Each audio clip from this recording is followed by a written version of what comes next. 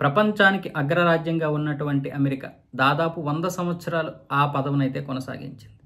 ఇప్పటికీ కూడా పెద్దన్న అమెరికానే చెప్పొచ్చు. అయితే గత 10 సంవత్సరాలు 15 సంవత్సరాల నుంచి ఆ పెద్దన్న పాత్రే మసకబారిందని చెప్పొచ్చు.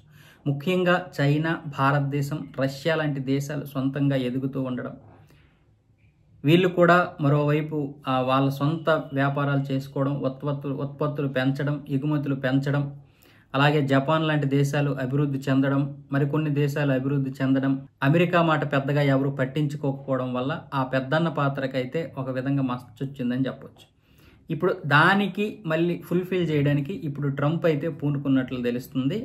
వచ్చే సంవత్సరం జనవరి 20న అధ్యక్ష బాధ్యతలు చేపట్టున్నటువంటి ట్రంప్ ఇప్పటి నుంచే ఆంక్షలు అయితే విధిస్తున్నాడు కొన్ని దేశాలపైన.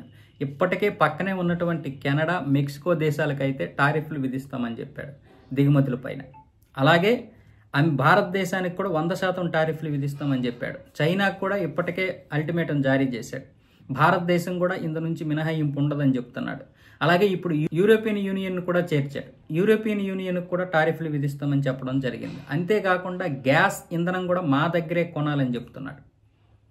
ఎందుకంటే ఏయూ నుంచి దాదాపు $550 బిలియన్ ఉత్పత్తులు అయితే ఏయూ నుంచి అమెరికాకి వచ్చాయి.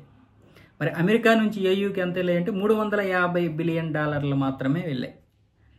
కాబట్టి ఇంచుమించు $205 బిలియన్ వ్యత్యాసం ఉంది. ఈ వ్యత్యాసాన్ని పోడ్చడానికి ట్రంప్ అయితే ఇప్పటి నుంచే ప్రణాళికలు సిద్ధం చేస్తున్నాడు.